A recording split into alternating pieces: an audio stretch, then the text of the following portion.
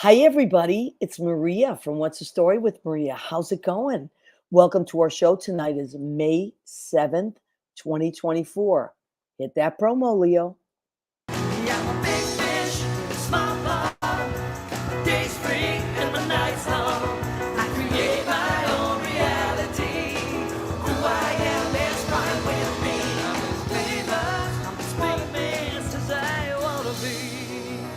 Who I am is fine with me. It's who I am. It's who I am. Hi, and welcome back. We're so glad you're here. May, by the way, is my favorite month because it's my birthday month.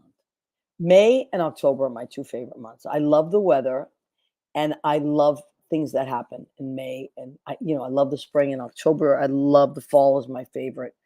Um, holiday. So, I mean, the fall is my favorite season. But anyway, I just May is just cool. I just always feel like everything's going to be all right.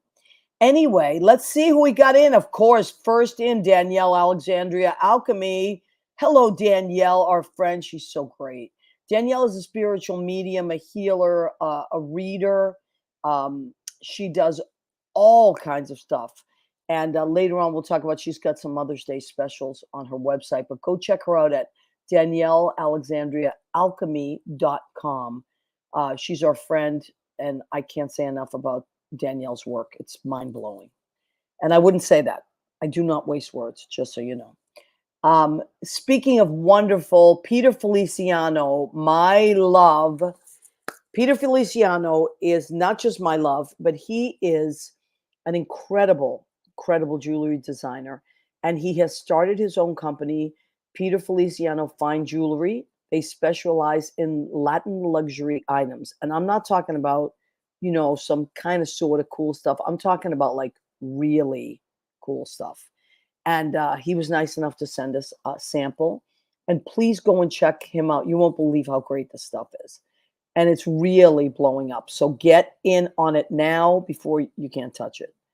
Okay. Oh, by the way, Peter, speaking of, because he's Puerto Rican and a lot of the items focus on Puerto Rico. Did you know that Jennifer Lopez was at the duplex a few weeks ago? I think somebody must have told you. J-Lo needs to get some Peter Feliciano designs. That's all I'm saying. She is Puerto Rican, after all, from the Bronx. Happy birthday month. Thank you, Danielle. I appreciate that. Oh, my God. Look who's here, Leo, our love, Andy Prasky. Andy, I miss you. Hello, peeps. And Sean, hello, Sean. We love Sean. Whoa, whoa, whoa, What? whoa, whoa, whoa, whoa, whoa, whoa! Why are But you mad at Andy? Mister, you were in LA. He's been very busy, but He's very busy. He's always very busy. but you're like what, an hour from LA, Leo? Or Mm-hmm. more? Yeah. For We have Mr. to Smooches. I know. He is Mr. Smooches. That's a great name for him. Lori Towers, hi, sweetheart. Hello, Tuesday family. Lori and I had a wonderful talk today on the phone. I was cooking. I couldn't text because my hands were like, I was cooking.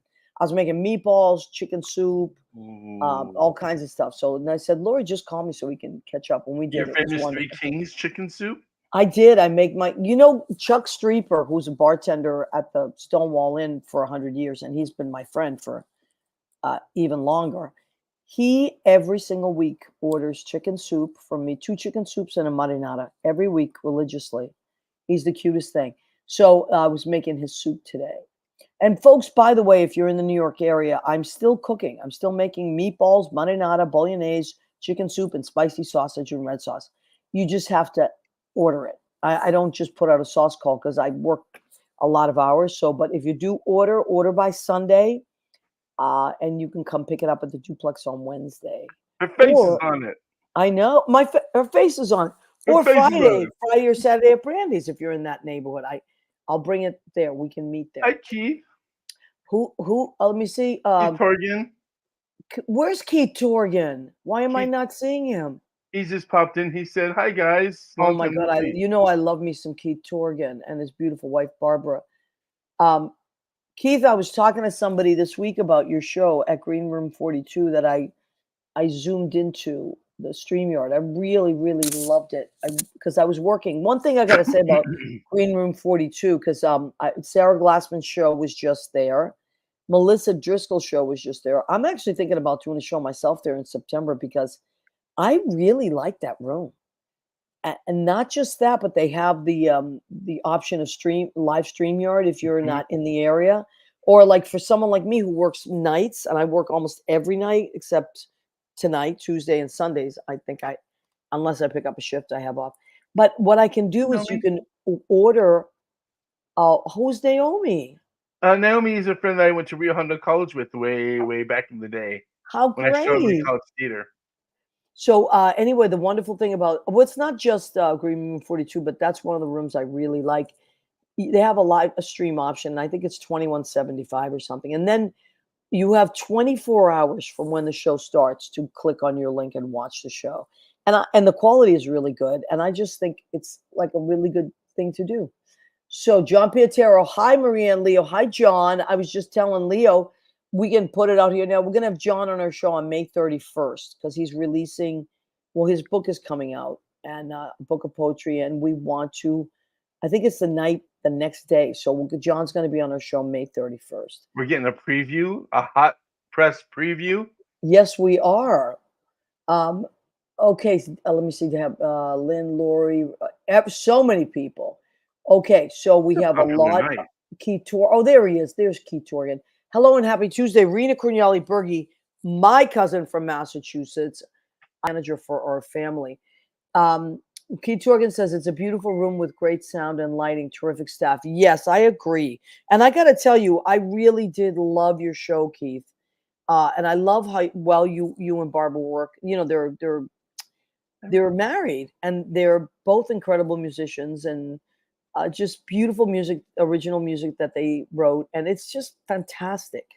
And so please follow Keith Tor. Keith, can you pop your website in there so people can follow you? Keith writes a lot of stuff for children, but he also writes things for adults, and it's just beautiful stuff.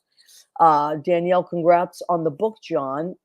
And look who else has joined us. And I heard a rumor that Rick Sudi Caritas is going to be in New York next week.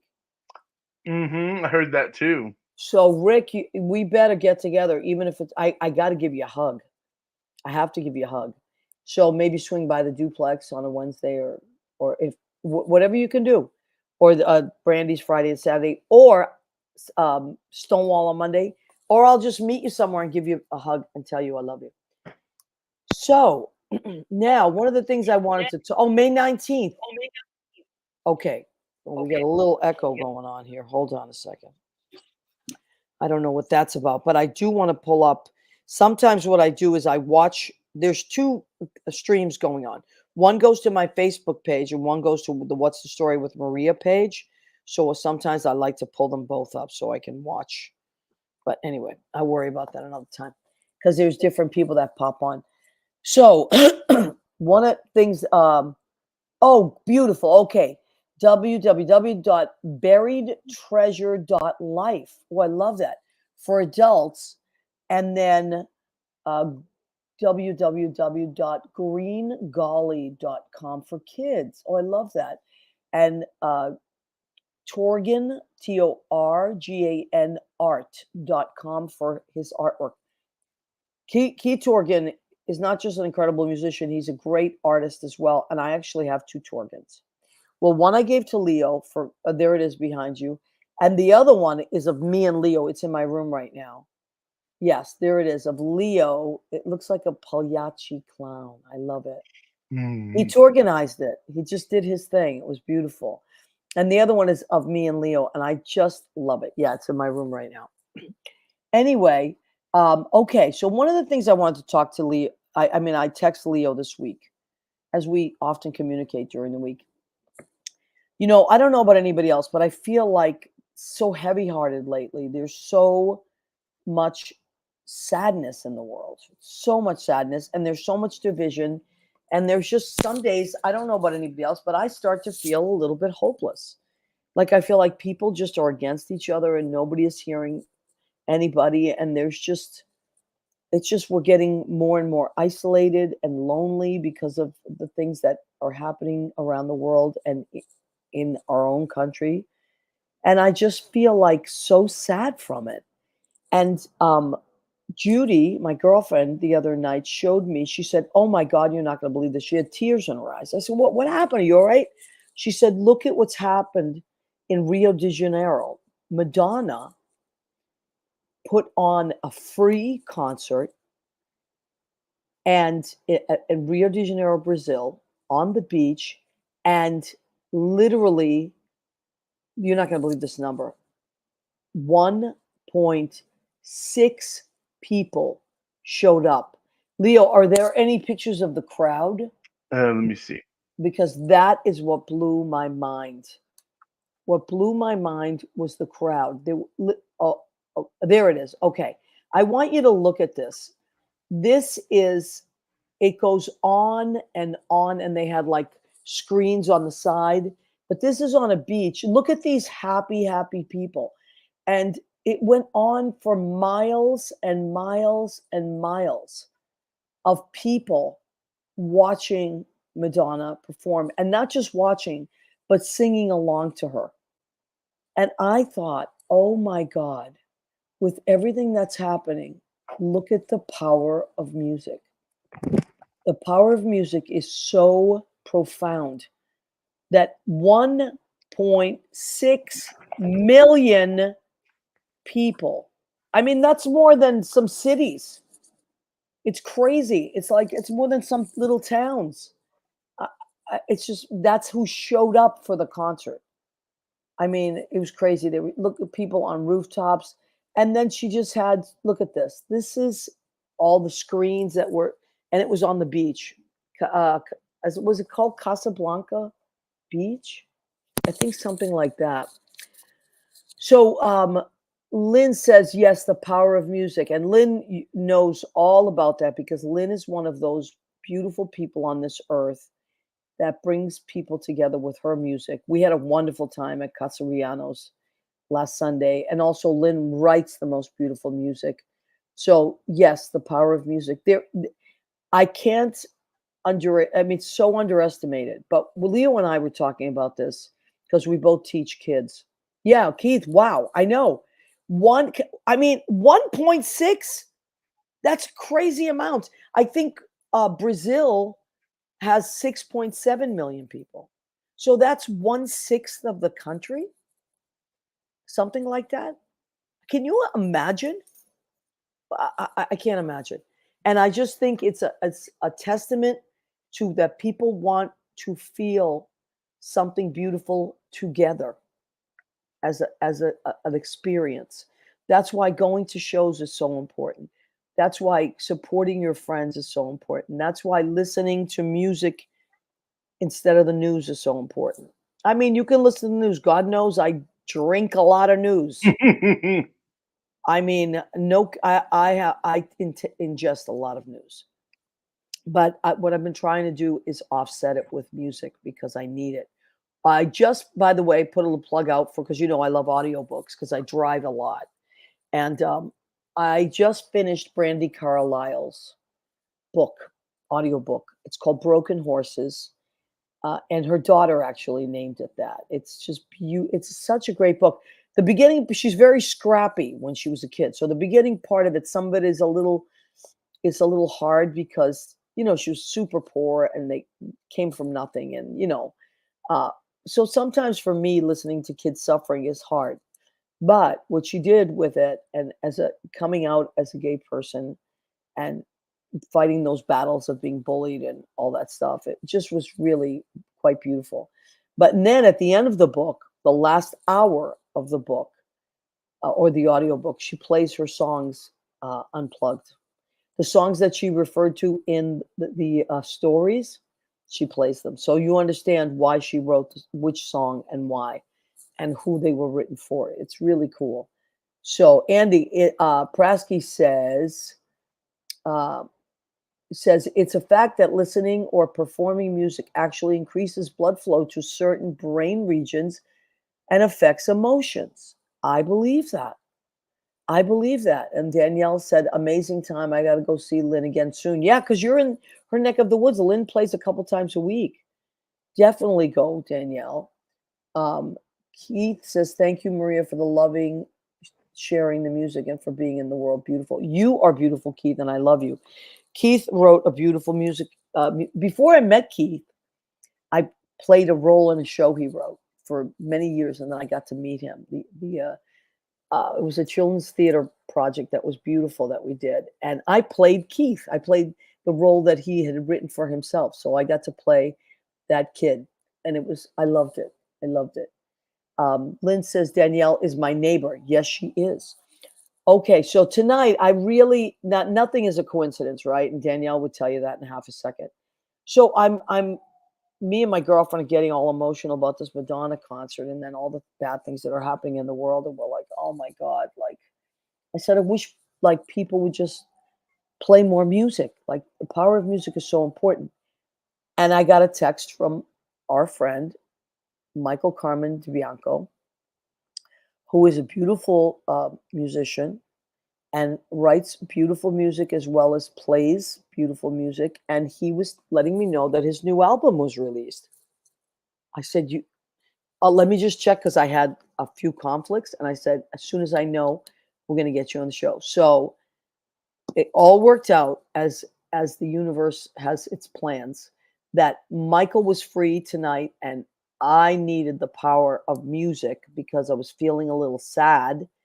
And so, HP up there brought us all together, and we have him with us. He's a beautiful guy, and he plays gorgeous piano and writes his own stuff as well as plays other, covers and compositions. Is he in the wings, Leo? I think so. There he is. Hello. Beautiful Michael Carmen DiBianco. Hi, my love. How are you doing? I'm wonderful. How are you both? It's so nice to see you again. It's nice to see you again too. And you have your Madonna shirt on. I do. I know. What perfect timing. I was just going to wear this because I was like, are you so kidding excited me? about the Rio concert. And then you said, I was like, this is those serendipitous things that just work out. And this is another thing why I love the month of May, because I feel like May, for some reason, all this magical stuff has been happening in May. So it's your birthday. It's like my wedding anniversary. Like I got married on the 2nd. Just things have been happening in May. So I feel like this is it's a cute month. Thank you. Thank you. That's so great. Congratulations. How long have you been married, Michael? 1 year now. Yeah. I remember seeing your wedding photos. Beautiful. Oh, thank you. Thank you. And we had a party at the duplex. Of course. Gotta have. I have these two friends, Stuart and Christopher. They're Scottish, and I met them because they had their wedding at the duplex, and everyone was wearing a kilt. So that's fabulous. Yeah, it was so fabulous. and now, like 10 years later, we've remained very good friends, and now they live in New York, and they actually live in Jersey, and they come to Brandy's, and they're just wonderful. So I love that. So happy anniversary, says Danielle. Thank you. Oh, thank you, Danielle. You're so sweet. Thank you. Danielle is so sweet. So now, Michael, you just released a new album. Yes, right? Yes. It's entitled Reflection. It's my 3rd studio album. This is something new. A new adventure for me from playing live and doing live piano recitals. I think, a lot of us artists during the pandemic, during COVID time, had to pivot and find something different. This was something that recording for me, I never thought it just seemed way, way, way in the distance, because when you think of recording, you think of the amount of time it takes and all the work that goes into it, and the amount of money it costs to record. Lynn Portis and I were having this discussion this week, because we both have been in the studio together and separately. And it ain't cheap, girl. It's not cheap, and it's a lot of work. And it's a lot of work. Detail. It's about detail in the studio. 100%. Most of the work that went into this album, I feel like the laying down the tracks was like, that was cake. You know, you do a couple. It was like doing a couple takes, and that's the one thing I do love about it is you get a couple chances to get it right, because Right. that's where my anxiety kicks in on the performance side of like you have one time to get it right. Right. Whereas recording, you can have an opportunity of like, let's do another take, let's do another take. The mixing part, that part I thought was really that took the recording of the entire album took, and it's only 5 tracks, but it's only 5 tracks. It was Right. that took about a week. The mixing process took about 2 to 3 weeks. Oh yeah. Just to make sure to get all those warm tones and sounds, because you're also recording an acoustic instrument, Right. and a piano is full of attitude. So you gotta treat her You the are way not you want to be kidding. treated. You're not Yeah. kidding. And you know what? Every piano, every place I've ever worked, I mean, the piano player has a different feel. Every piano Mhm. player I've ever worked with, and I've worked with many in my 100%. 35 years of doing this. But the pianos themselves, like I can tell by the room. Sometimes it's almost in a like slightly higher key Yeah. because of the tone, Yeah. right? When And it was I'm like, last tuned, I mean, a lot of these when I played venues, a lot of these concert halls that have, major instruments, like they have like 9-foot Hamburg Steinways, which are very sensitive. If there's a couple recitals before you, people have been playing that, you're kind of like, can we just tune this a little bit? Because they fall out of tune real quick. And you can hear it. You can absolutely hear it. So that for me was the biggest, in the end, the mixing part, because it had to, for me, it had to resonate digitally on an album. The same way I feel like it needs to resonate in the room where you're playing, where it's just Right. the sound just travels out of that instrument and just shakes the room, basically. So I want to make sure that all the high notes on some of the songs, all the in the upper keys were very sensitive and where they needed to be, and the heavier lower notes really just went right through you and sent those vibrations. Yeah, and you know what? I love that you use the word vibration, because that's exactly what music is. Yeah. If we were to break it down to a scientific level, music is vibration that changes feelings, Mm-hmm. changes outcomes, changes responses. And also because I'm also a teacher, and so I read a lot of stuff about teaching, and I always want to get better. And one of the things that it always says is that children that are exposed to music they become better at math, they become better at listening, Mm-hmm. they become better at the language that they're fluent in. Communication. It doesn't hurt. There's not one thing that music hurts in a child. Correct. Not one thing. And one of the things, I mean, this for me, I mean, I'll put it this way: the music I'm creating at this point, it's the genre is new age contemporary, and a lot of it is that I compose now is based off of nature, of how a lot of the things that and this album specifically, each song is based off the 5 elements. You got fire, air, space, water, and earth. So I love it. Each song resonates with that, and for me, it really is. I listen to the sounds. I listen to what is Mother Earth having this conversation with me, and I try to incorporate that into what I want the composition to sound like, whether it's a cover or a previously written composition or something that I'm writing on my own. Mhm. It really is always based around nature, because for me, it really is. I've been playing piano since I was 10 years old. So starting out at that young age, it's that kind of thing of, it's all lessons, discipline, rehearsal, this and that. You're being trained to learn this craft. The thing that was a little, I'm 41 years old. I'm throwing that out now, and I finally feel like I've hit my money spot where I've 40s are amazing. 40s are amazing. It's like like that, all that, like, I really actually don't give a shit. I'm gonna do things that please my soul. That's and it where gets you hit better 40 as you get older. It gets better. 100%. It gets better. Yep.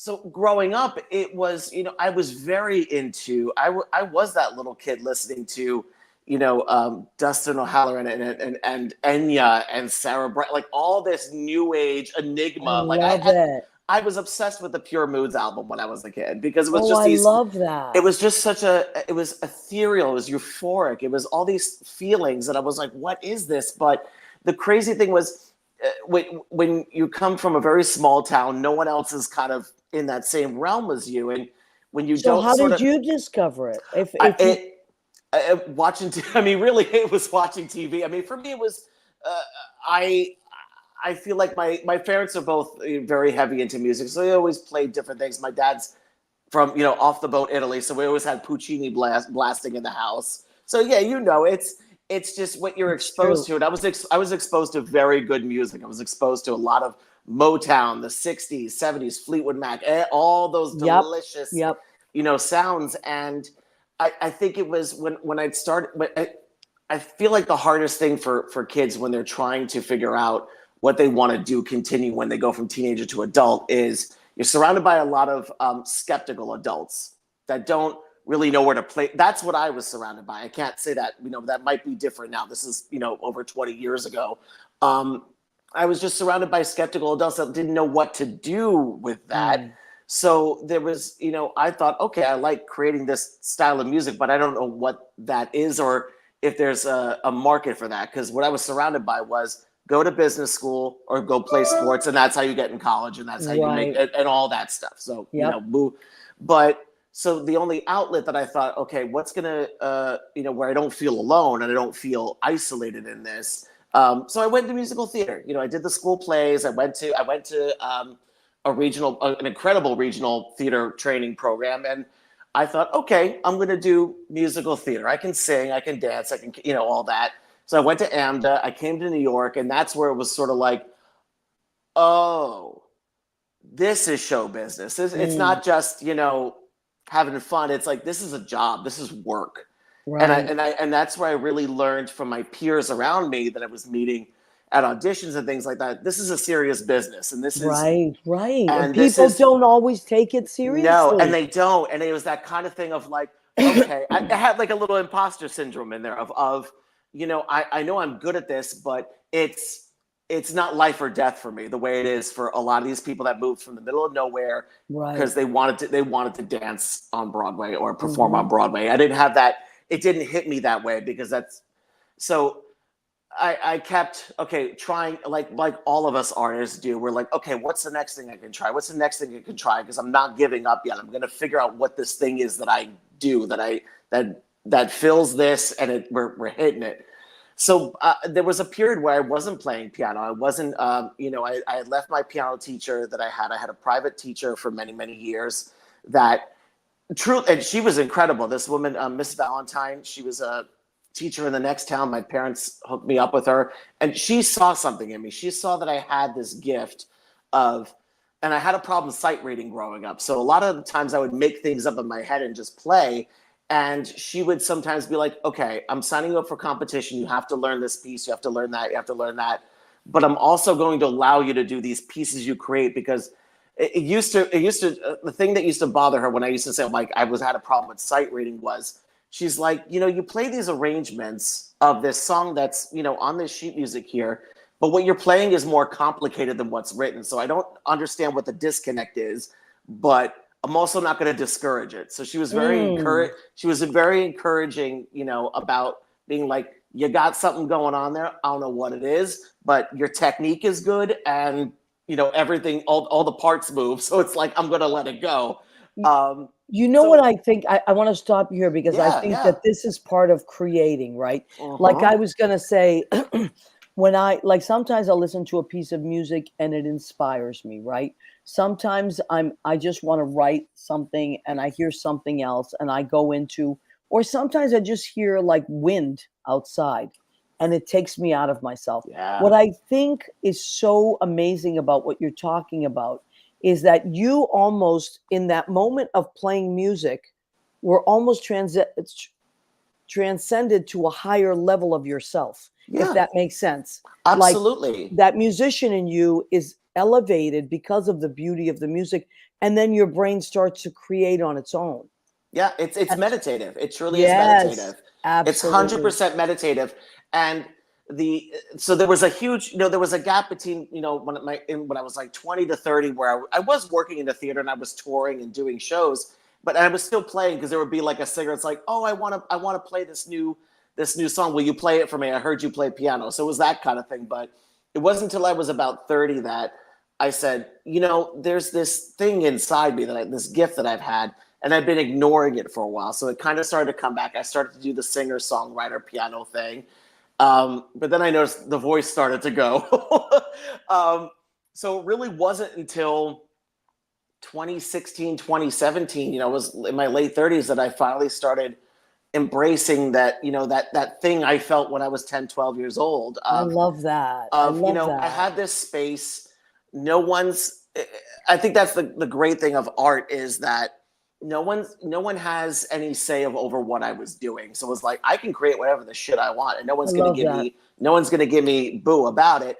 And then, so I was doing recitals, I was hosting concerts and things like that. And then, COVID hit, and it was a terrible, terrible time for a lot of people. And for me, it was like, well, what do I do? I don't know how to, if I can't perform. So it was like, we were all doing the Facebook concerts, we were all doing Zoom concerts.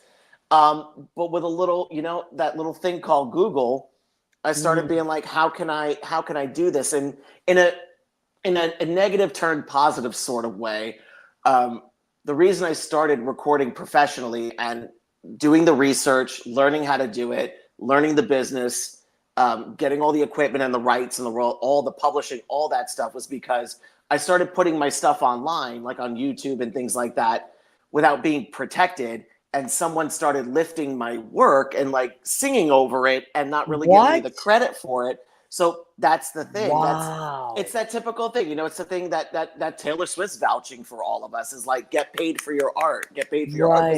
Anybody will carelessly pull your stuff up. So that happened. And I was like, okay, well, that wasn't very nice.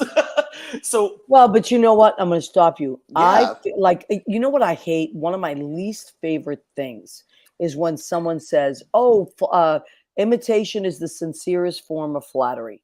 And this is my answer. No, it's the sincerest form of not working hard enough. Yeah, it is absolutely. If you are doing other people's, or stealing or lifting, or you're not talented enough to write your own. And to me, that's just a cop-out. I hate that. And that drove me nuts. It drove me nuts for a while. And I loved collaborating with people, but I think collaboration is another word that gets a little tossed around. It's like, collaboration to me is when we're all contributing something, because we all have a common goal in mind. Not, I'm going to be up in the front, you're going to be at the back, and I'm going to snap my fingers at you while you play for me and you get no credit for it. Wow. And that happened a lot to me. That happens a lot too. Sure. Yeah. And because you're nice. Well, yes. Because you're very, very sweet. And what happens is, there are a lot of people in this business that, God forgive me, but are not as talented as other people.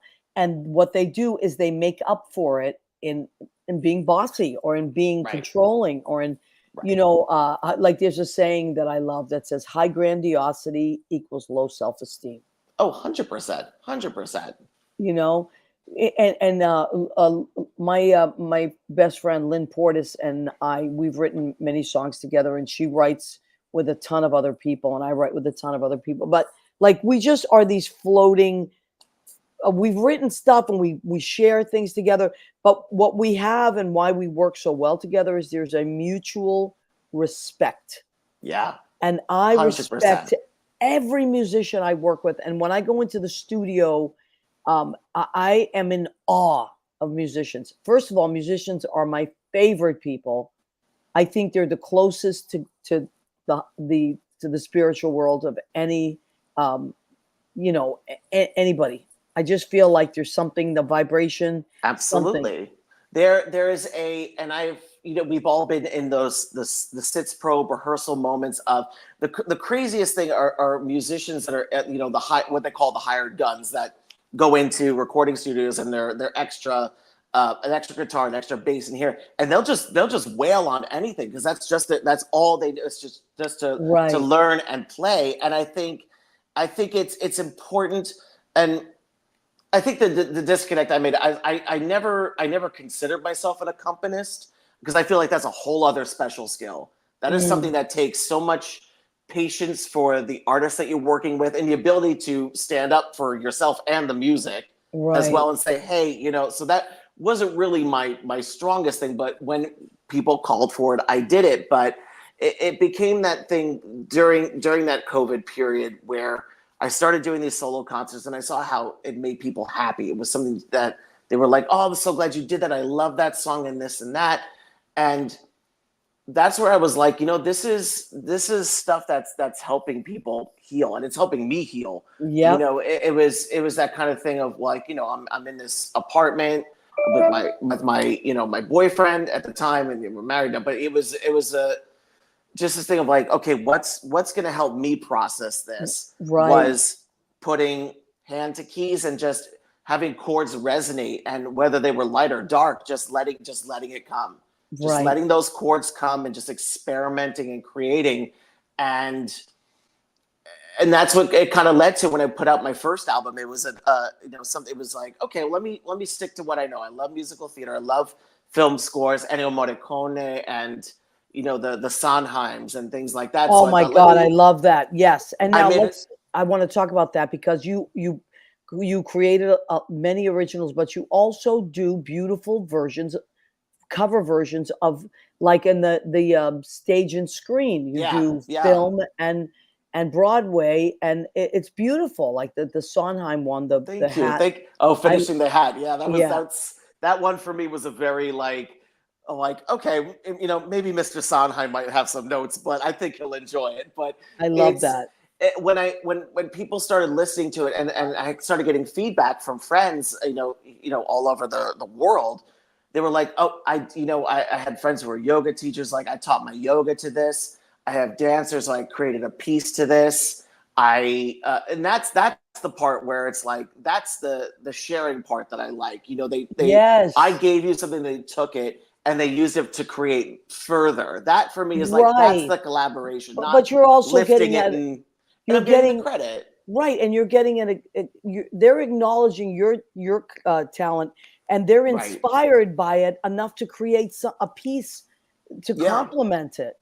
You know what I mean? That's different. I love that. And it was beautiful. And it was just, I was like, all right, let's keep going. And my confidence grew in writing my own material. That's huge for anybody, that, always putting out something that's original and new is always, but I think the freedom in that is no one's ever heard it before.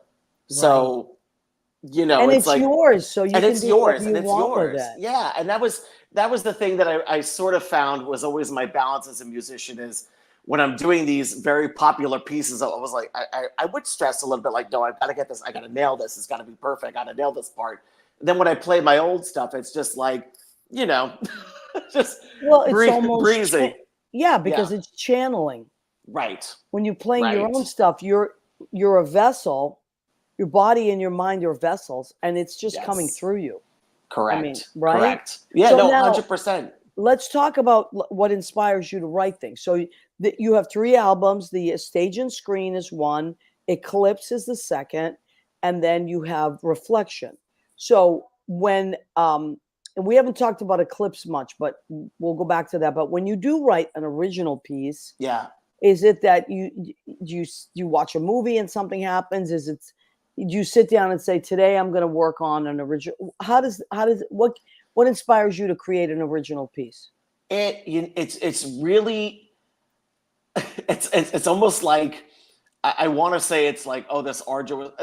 A couple of these pieces I've written in a day, because it just flowed out. And I mean, the best example I'll give you, the first song I ever wrote, it's called Il Viandante, and it's an Italian term for, or word for, a traveler. And I wrote it the first time I ever visited Italy. I visited my homeland, where my family's from. Where are they from, Michael? They're based in Naples, and what's the other town that my mother's town's from? But my dad's side is all from Naples, and they all came here when my dad was 13. So we're talking, they all came over in the 60s. Yeah. So when I went back that time, it was, and the most interesting thing was when I got into Rome and I'm walking around, and we still have family there. I still have cousins that live outside of Me Rome. too. I love And Italy. it's beautiful. And the first time I went and had the money to could afford to go travel like that. I got there and I'm walking around Rome, and I got my earpods and I'm just listening, and I started smelling gardenia, because obviously there's gardenias everywhere, Yeah. And I called my mom and I said, Mom, every time I go somewhere, I get this overwhelming smell of gardenia.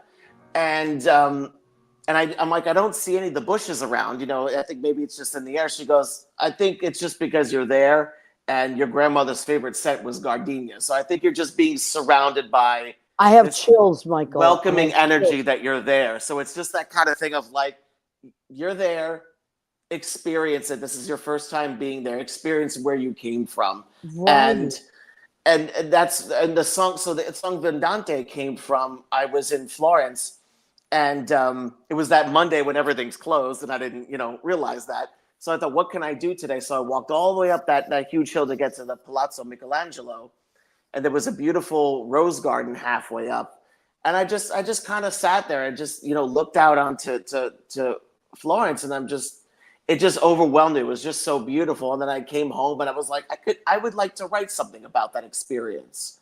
I would like to write something about that. It just kind of, I don't know, just kept thinking nostalgically of what that moment was like. But it just came out. It was just like, what is this what does the melody suggest of someone, just wandering through a town and just, their focus is just out there. So that's Absolutely. it comes, 100%. yeah, and it just comes from relaxation. Sometimes there's things of just like, I want to write a dark melody. I want to write this. I want to write. It usually starts with, I want to write this type of song that sounds this sort of way, and the chords will just kind of follow. And if I'll kind of futz around with the fingers and be like, oh, this note's a little funky. I like that. If it sounds weird and it's a little like off, Did you ever think about underscoring? You seem I like would love to do that. I mean, that's my. I mean, the greatest thing I've ever experienced in my life was seeing Maestro Morricone's concert. It was right before he passed away. He did a full tour as a 75th anniversary, and I got to see him perform. And I was just like, just the sweeping underscore. I mean, I've heard that a lot, of just like, you should do film scoring because it does have a dramatic, emotional, context to it. But at this point, I'm just kind of like, I just want to write stuff and just, yes, I love hope that. that people just, It's just like pouring out of you. I love it. Yeah. Leo. I'm hitting that point. Reflection for me was that point where, because it's still a mixture of originals and covers. The next album I plan on working on is just all original, because I feel like I've hit that point where I've said, this is who I am, this is what I do. So now I have the confidence to be like, I'm gonna make this now. That's my focus now. I love it. Now go ahead, Leo. What were you gonna say? Well, I love the fact that you offered him the idea to underscore, because I think that for people that are visual and people that, it's a wonderful thing. And I can name, we're talking about the power of music. There are songs that I'll listen to, but I have a playlist on YouTube of certain scenes in movies. Oh yeah. That I can watch. One of them is God's trying to tell you something, from the original movie, The Color Purple. Wow. That number from the beginning to the end, and then she hugs your daddy and she says, "See, Daddy, sinners got soul too." That is that I can watch. Don't make me cry, Leo. Yes, that's that's my question. What is yours? What is your movie go to with that underscore, with that music? Is it a musical? Ooh. What is mine is Somewhere in Time. I love that. That is such a beautiful piece. Oh my God. When they have like the Rachmaninoff leading into it, it's like when he sees that portrait the first time. Oh, yes. Gorgeous. Oh my God. Gorgeous. Beautiful. It gives you the chills. It gives you that moment. It gives you the chills. For me growing up, it was always Cinema Paradiso. Gorgeous. Because that was one of those. It was one of those movies when I was a kid that my relatives, like, we watched it. My mother was like, "You got to watch this movie. The little kid looks like your brother." But that score was he's just a great actor too. Oh my God, it's so beautiful. Absolutely. That, and there's it's a very popular animated film, a Japanese animated film, My Neighbor Totoro. Oh, I yeah, don't yeah, know yeah, yeah, that. yeah. Yeah, there's this. The pin drop music. Yes, and it's a song, Path of the Wind, I think it's called. It's a Japanese composer, Joe Hishishi. That's very. It's one of those ones that but like you said, it hits at a scene, but it creates that nostalgic, euphoric, like it completes the moment. In the Mood for Love is another one that has a great soundtrack. The I Wong don't know Kar-wai that, film. but Andy Prasky says best film score ever. You think he's talking about Cinema Paradiso, or Somewhere in Time? Oh I mean, yes, Andy. Which one, Andy? I which need to one? know. Andy's a filmmaker, so that's why Oh, I really oh, want to then I know. definitely want to know. Yeah, you There's a guys would film. actually get along so beautifully. Andy, and Michael, you should become friends because Andy and Sean, his guy Sean, they go to so many Broadway shows, and he's a filmmaker, so you have so He much said in cinema. common. Yeah, you have Yeah. so much in common, and he's always in that area. You'd be great friends, just great friends. There's a cheap 1980s film. I think it's Lorraine Bracco's first film. Her accent is so thick in this movie, but it is Sing. And I just mentioned this to John and Lori actually. It was done in the 80s. Patti LaBelle was in it. It's a low budget movie Oh I wow. don't think I about know it. it's on YouTube in series. You can watch it there. Um um and it's about the last Sing from Brooklyn High School. And Sing was a Mm. competition they used to do in the high schools there. The seniors did it versus the underclassmen, and they'd put up a musical number. And they're doing the last number for it. And there's this song that they staged the number. And I remember watching this in high school. That's how old it is. And the singers were up in the balcony, some of the singers, and all the people on the stage went like that. And this is a movie. And all of a sudden, boom, there was light on the stage, and the singers were there. And as a teenager, I was like, oh, Like, oh, what oh. is I this? get it. When I direct musicals, when I direct Broken Moments, and I want to get those moments for people to feel Yeah. the tingles that I Yeah, had. And so, to bring, like you said, music can just uplift you in moments of need and necessity. It's so magical. It's so Absolutely. I know. wonderful. So And I'll Oh, I'm sorry. Oh no, I was going to show you because I think you'll both love this, and you guys will. I have there's two books that are like my Bibles, so to I speak, love it. that I've been using for the past 5-6 years that I've been really just kind of going through. So one is called "This Is Your Brain on Music." It's Ooh. by Daniel Levitan. This is a very interesting book about sort of the sounds and vibrations and how it resonates Wow. and destiny. It's a really interesting book, and it focuses around all genres from rock to classical. It's a really good one.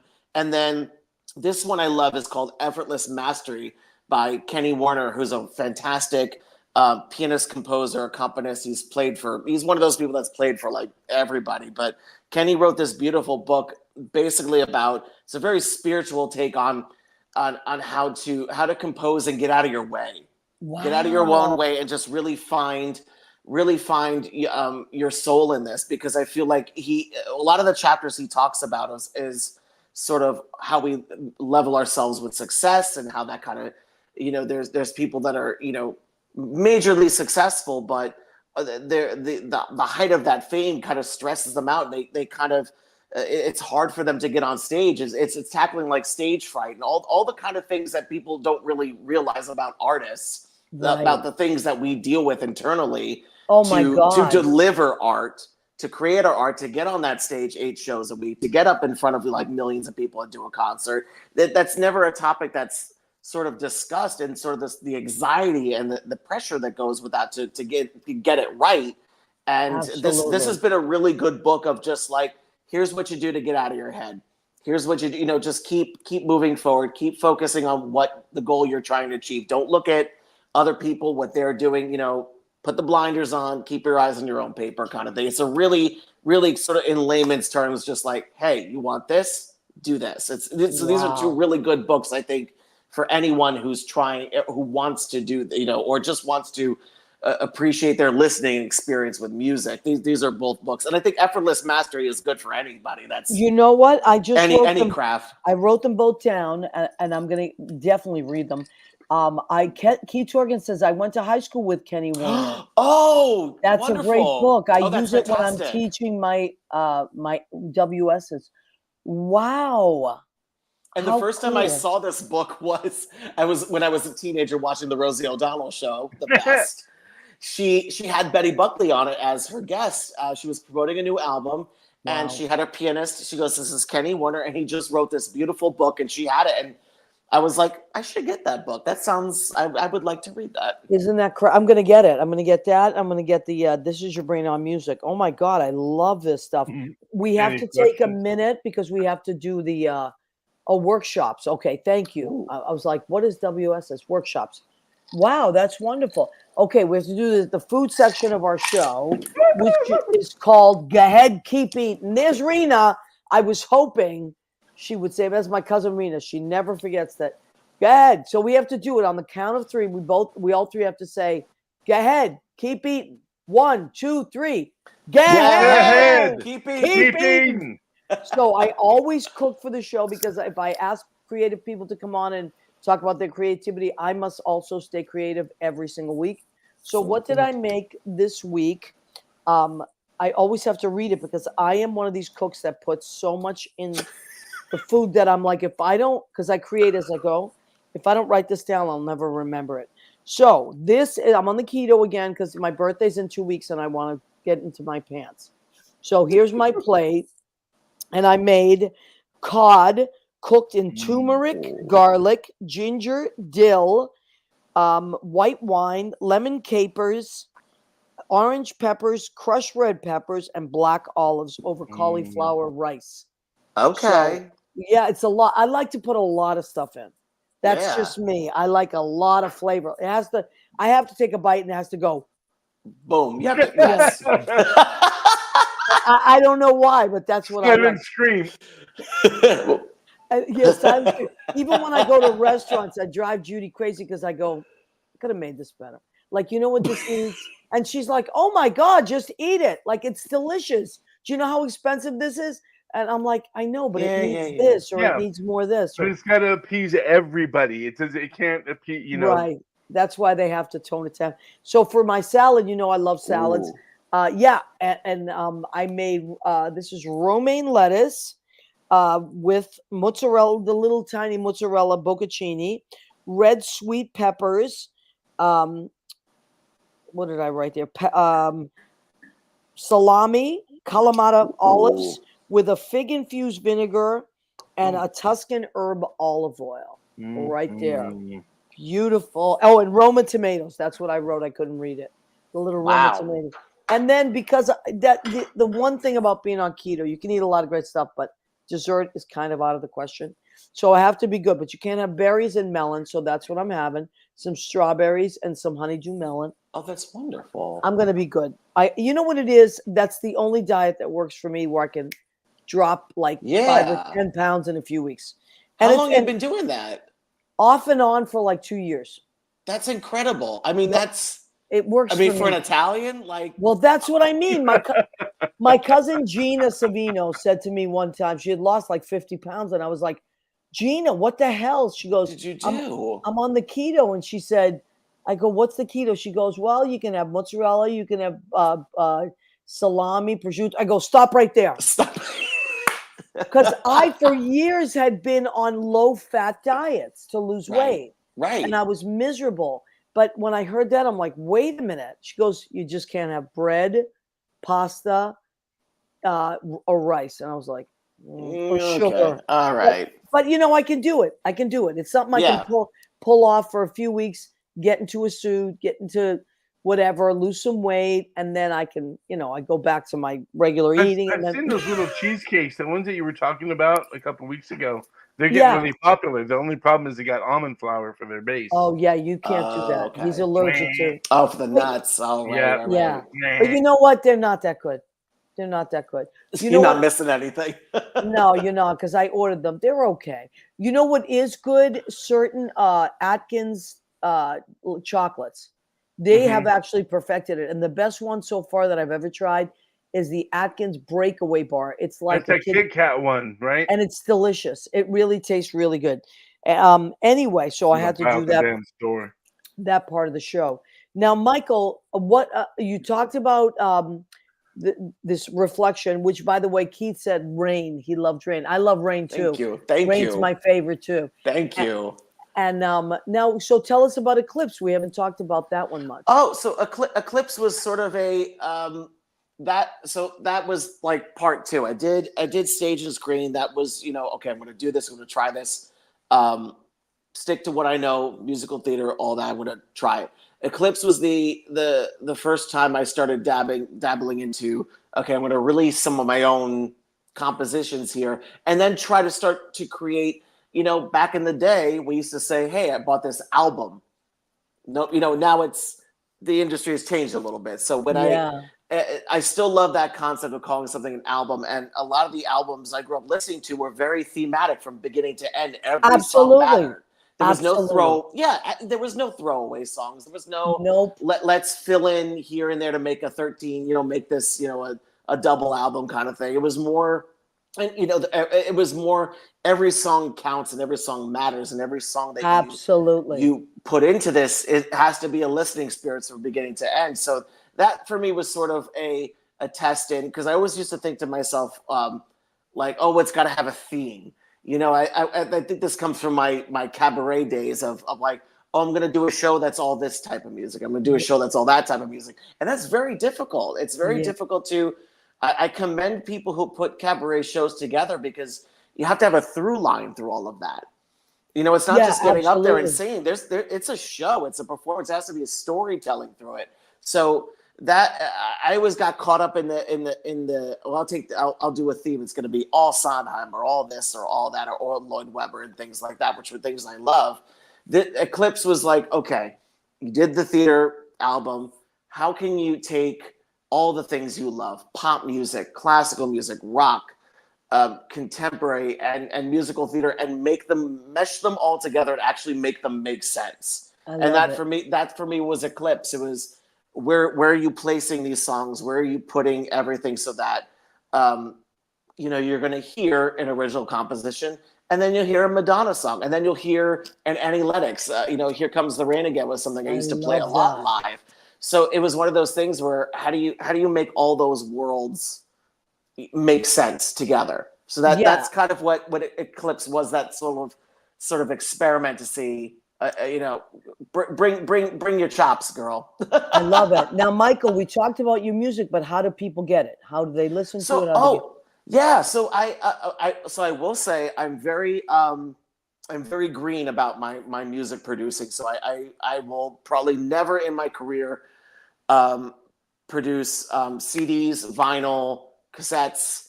I just won't do it, because I just feel like it just creates e-waste at this point. They're probably going to sit in my living room. My mother's going to be the only one who buys the CD. Nobody listens to CDs anymore. Yeah. And I'm just trying to do that because it was just a conscious thing for myself of like, do I really need to make that? But that's something I don't do. And if you do like CDs and records, go to a record store, buy used stuff. Because that's the whole point. Sustainability. So that's my, I'll get off my soapbox now. But to listen to it, I'm on actually most major streaming platforms worldwide. If you have Deezer, Tidal, Apple Music, Amazon, Spotify, anything, it's all digital. So and YouTube, that's a free one too. So and you just pop your name in and everything comes up, right? Yeah, if you put in Michael Carmine DiBianco, it just pops up. But if you also go to my website, on the music page, you'll see the full album, and it'll say click here, and it takes you to a link tree where you'll see. That's what I did. That's what I did. So it's So this is Michael's website, MCDB Music. So Michael Carmen DiBianco, and those are the initials for that. And you can find it. And also, Leo's been putting it down there underneath. So, oh my God, we are at the end of our show. How did that happen? How did we do that? Because we were having a good conversation. I know. That's what it is. Beautiful, Michael. Absolutely beautiful. So I want to thank, so Rena's listening. She says it's a flavor whether she's talking about the food, but Keith says he's listening to it right now. The album is playing right now. Keith is a great guy. Keith is a great musician and a beautiful artist. Keith's artwork is incredible. Oh wow. Okay, I'm Yeah. gonna check you out, Keith. Check torganarts Torgan .com. Arts. Okay. TORGAN arts.com. It's fantastic. Fantastic. Thank you. Okay, so now, Michael, I always ask people because the people that watch the show are also very creative and watch it in reruns, whatever. But so if people are watching and they need some inspiration or they need to feel lifted up or they're creating and they're stuck or whatever it is, what advice would you give them? I think that the best advice I ever got was, if you're feeling stuck, step away from it. Just have a moment, meditate on it. Just kind of sit and sometimes just kind of sit in silence and just sit with yourself for a little bit. And, if the tears come, let them come. Yeah. Let just feel whatever you're feeling, work through it. Be honest with yourself. Don't push it away. Don't, I think that's sort of the part of the Italian guilt thing. Push it away. Work through it. Work through it. Right. And then when you feel confident enough to get back to work, get back to work. I think that the biggest thing that you should never do to yourself is just shut it down and walk away and just say, I can't do this. It's over. It's done. Just shut yourself down completely. Because then you don't have the energy to start up again. So it's just step away, because guess what? We're not on a timeline. That's the greatest thing about what I love, what I'm doing as an independent artist is there's no record company knocking on my door like, where's the thing? Right. Time, money kind of BS. You know what? Yeah, I agree with you 100%. One of the best pieces of advice I ever got was from my mom, which is no surprise. My mother was an angel. But I remember one time I was painting something in my apartment and I really screwed it up. I was painting my door and I had painted it red and I hated it. I was like, oh, I hate it. It was 1:30 in the morning and I was like, so I got some white paint and I started to paint over it, but the red hadn't dried. So now it really made a mess. And I was like, oh my God, what the hell? And my mother called me and it was 1:30 and I'm like, why is my mother calling me at 1:30? She was very sick at the time. She was towards the end of her life. And she said, what's the matter with you? And I said, what do you mean? She said, something's wrong with you. I can feel it. I said, well, to tell you the truth, I'm painting and I painted the door and blah, blah, blah. And then I painted it and I ruined it. She goes, let me ask you something. Whose door is it? I said, it's mine. She said, so you can paint it 50 times if you want. You can change it 1,000,000 times. And it was like the most freeing thing anybody could have said to me. Like, and that's the same thing when you create. Like, I go back so many times with like my lyrics or my whatever it is. And I think, I'm not so crazy about that. Let me change that or let me rearrange it. It's okay because it's mine. Because it's yours. It's yours. 100%. I get upset. I freak out about something. And when I start, my husband can hear it in the other room. He's like, honey, step away. Right. Because no one's got a gun to your head. Like, this is like, you're on a timeline. This is your own work. This is your own experience. Right. Just live in it. You make a mistake, great, walk away from it, come back. We'll hug it out, and then I'll breathe it out. It's like, okay, when you're ready, go back. That's I think the thing that in our culture is always you got to be working, work all the time. Well, that's being Italian. That's just being Italian. Yeah, if you're not doing something, you're like a failure. Yeah, you're just exactly. I mean, it's crazy how much Italian kids work. Like I always joke around. I say, like, this is the truth. I started working with my dad. He's a hairdresser. He's retired now. But when I was 9, he said to me on a Saturday, "Come on, I need you at work." I was like, really? What? I was watching cartoons and he's like, what are you doing? Let's go. He's like, I can't afford a babysitter. What are you saying? I worked for my dad for years. And then I started working at 14 at the zoo near my house. Like I have worked 1,000,000 jobs ever since I can remember. Now we have to end our show on this. Leo, please join us for this. It is Mother's Day on Sunday. So I want to wish all the beautiful mothers out there a very happy Mother's Day. Maybe you don't have children, but you're a teacher, which means you are a mom and you take care, you mother others. And here's a picture of my mom and my sister. So my mom's in heaven now, but that's my sister, Carla. She's very much here. So I want to wish them both a happy Mother's Day. I know my mother's always listening to me. And you're right. You were right, Ma. I could paint that door 50 times if I want. And by the way, it came out beautiful because I turned it into like this kind of like ethereal painting. So, and then my girlfriend, Judy, who's also a mom, I want to send her all my love. Happy Mother's Day, honey. And my Ziana, who I love with all my heart, my mother's sister, my friend Sylvia Santoro, who is like a second mother to me. There's so many amazing moms out there. And Leo, you said something really profound earlier. Tell them what you said about mothers. To all the single dads on Mother's Day, and especially girl dads, single girl dads on Mother's Day. Yeah.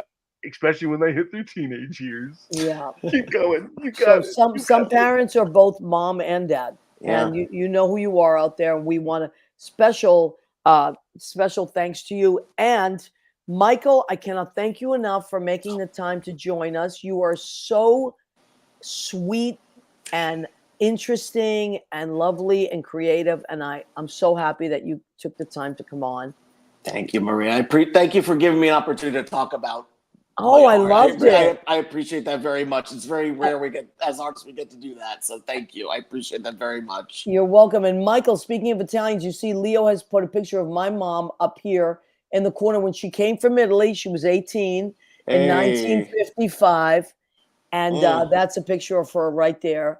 So who knows, Michael, we might even be related. My parents, do a little ancestry.com. They'll steal I know. Because we're from Avellino, which is very close to Naples. Wait a minute. My dad, yes, I know that town. Yeah, Avellino is right near Naples. So we might be related. Maria, you and I got a lot to talk about. I know. I always feel that when I look at you, I feel like an hour is not enough. We got a lot. There's a lot in common we've got. I know. And Leo is our Mexican Italian brother. I'm a comadre. Yes. I love that. You are such a comadre, and I know Rena is laughing. Oh, also speaking of Mother's Day specials, Danielle Alexandria Alchemy is running a Mother's Day special on her website. So go to DanielleAlexandriaAlchemy.com.